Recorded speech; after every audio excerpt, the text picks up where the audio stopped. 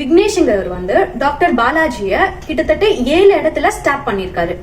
அவரை police arrest பண்ணி விசாரிக்கும் போதுதான் சொல்லியிருக்காரு, அவங்க அம்மா வந்து ஒரு கேன்சர் பேஷண்ட், அவங்களுக்கு வந்து ராங் மெடிசன் வந்து பிரிஸ்கிரைப் பண்ணிருக்காங்க, ஆல்சோ ஒழுங்கா ட்ரீட்மெண்ட் கொடுக்கல, இதெல்லாம் காரணம் வச்சுதான் நான் அவரை ஸ்டாப் பண்ணேன்.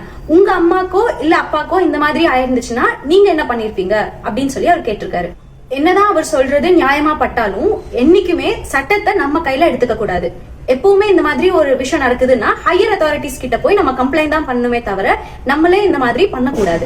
சோ அவர் இந்த டாக்டரை ஸ்டாப் பண்ணதுனால அவருக்கு எகென்ஸ்டா 5 செக்ஷன்ஸ்ல வந்து கேஸ் ஃபைல் பண்ணிருக்காங்க. ஃபர்ஸ்ட் பார்த்தோம்னா BNS செக்ஷன் 127 clause 2, அதாவது wrongful confinement.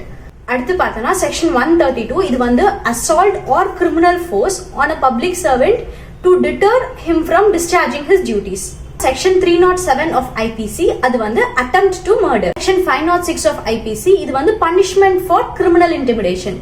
So ஆக மொத்தத்துல இவர் மேல போட்டிருக்க செக்ஷன்ஸ் எல்லாம் வச்சு பார்த்தோம்னா அவர் லைஃப் டைம் இம்ப்ரிசன்மெண்ட் வாங்குறதுக்கு கூட வாய்ப்பு இருக்கு. அவர் ஒரு நிமிஷம் யோசிச்சு இந்த வேலையை பார்த்திருந்தாரு அப்படின்னா இப்போ லைஃப் டைம் இம்ப்ரிசன்மெண்ட் வாங்குற அளவுக்கு ஒரு நிலைமையில வந்து நின்றுக்க மாட்டாரு.